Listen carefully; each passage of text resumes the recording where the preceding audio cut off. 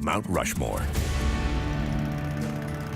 Today, thousands of bikers roar right through South Dakota's Black Hills during the Sturgis Motorcycle Rally. But in the early 20th century, there were very few good roads, which meant it was hard to get here at all. That's why South Dakota State historian Dwayne Robinson wanted to build a monument that could lure tourists to this wondrous landscape.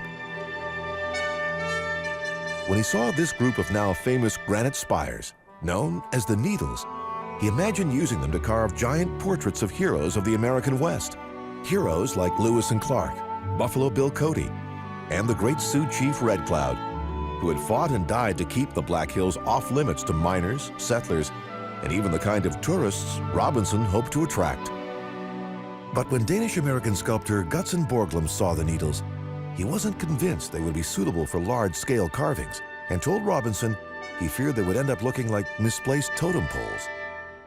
But he soon found another location just a few miles away that he thought would be perfect. A giant wall of solid granite, big enough for multiple carved portraits, each up to 6 stories tall. There was, he declared, no piece of granite comparable to it in the United States. He also thought that a national tribute to U.S. presidents would be more appealing than heroes of the West. "I want to create a monument so inspiring that people from all over America will be drawn to come and look and go home better citizens," he said. Soon, President Calvin Coolidge and others were helping secure federal funding.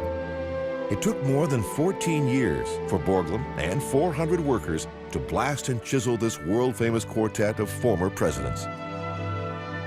George Washington came first, his familiar profile emerging from the mountain in less than 3 years, in time for an especially patriotic dedication on July 4th, 1930. Thomas Jefferson followed, in a spot to Washington's right, but unstable stone there forced Borglum to dynamite his original Jefferson and move the 3rd president to Washington's left. Jefferson's revised image received its dedication in 1936. Lincoln came next, in a spot originally intended for a giant tablet inscribed with an inspirational text. Then, all hands turned to adding Teddy Roosevelt to the group. After Borglum died, his son Lincoln oversaw the carving of the final details. On October 31st, 1941, just 14 years after work began, the monument was declared complete. Today, evidence of the enormous effort it took to do the job can still be seen here. When all was said and done, 800 million pounds of rock had been removed, from the fine chisel marks on the president's faces to the orderly lines of scars left on the surrounding stone by dynamite and drills, to the enormous piles of rubble below. In 1959, the monument provided the setting for 2 of Hollywood's most infamous moments in Alfred Hitchcock's classic thriller, North by Northwest.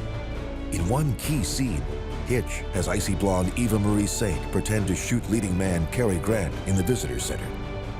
Then, he sends Grant, Saint, and villain Martin Landau on a deadly chase across the president's faces.